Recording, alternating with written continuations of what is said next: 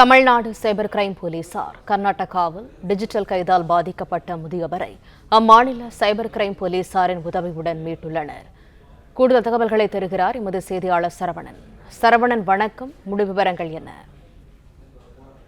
சமீப காலமாக digital arrest என்ற ஒரு முறையில சைபர் மோசடி, நிரூபணமான சைபர் மோசடி, அதாவது ஒரு சிபிஐ அல்லது டெல்லி போலீஸில் இருந்து பேசுவது போன்ற நபர்கள் பொதுமக்களை அணுகி அவர்களுடைய வாட்ஸ்அப் எண்ணிற்கு ஒரு கைதுக்கான அந்த வாரண்டை அனுப்புவது, அதை போலியாக தயாரித்து கைதுக்கான ஒரு வாரண்டை அனுப்புவது, அதன் மூலமாக அவர்களுடைய பயத்தை பயன்படுத்தி அதாவது இவர்களுடைய வங்கி கணக்கிற்கு ஒரு தீவிரவாத கும்பலிடமிருந்து பணம் பரிவர்த்தனையாக இருக்கிறது அல்லது ஒரு போதைப் பொருள் கடத்த கும்பலிடமிருந்து பணம் பரிவர்த்தனையாக இருக்கிறது, எனவே உங்களுடைய வங்கி கணக்கை நாங்கள் சோதிக்க வேண்டும் என்று கூறி அதன் மூலமாக ஒரு வங்கி கணக்கில் இருந்து பணத்தை மோசடி செய்து பணத்தை எடுத்துக் கொள்வது, இப்படியான ஒரு மோசடி சமீப காலமாக நடந்து கொண்டிருக்கக்கூடிய நிலையில இது தொடர்பாக பல்வேறு புகார்கள் வருது. இது போன்ற ஒரு புகார் குறித்து சைபர் கிரைம் போலீசார், தமிழ்நாடு சைபர் கிரைம் போலீசார் விசாரித்து வருகிறார்கள்.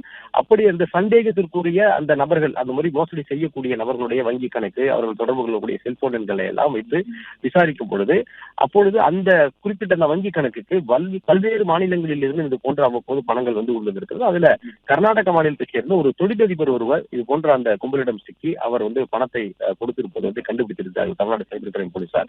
உடனடியாக அவர்கள் கர்நாடக மாநில காவல்துறைக்கு தகவல் தெரிவித்து அந்த குறிப்பிட்ட நபர், அதாவது பாதிக்கப்பட்ட நபர் குறித்த விவரங்களை கொடுத்து அவரை அந்த சைபர் மோசடி கும்பலிடம் இருந்து மீட்டிருக்கிறார்கள். இதன் மூலமாக அவரிடமிருந்து ஒரு பல கோடி ரூபாய் பணத்தையும் அவருடைய வங்கி கணக்கில் இருந்து மீட்கப்பட்டது. அதை மீட்கப்பட்டதற்கு தமிழ்நாடு காவல்துறை ஒரு நடவடிக்கை மேற்கொண்டிருக்கிறது.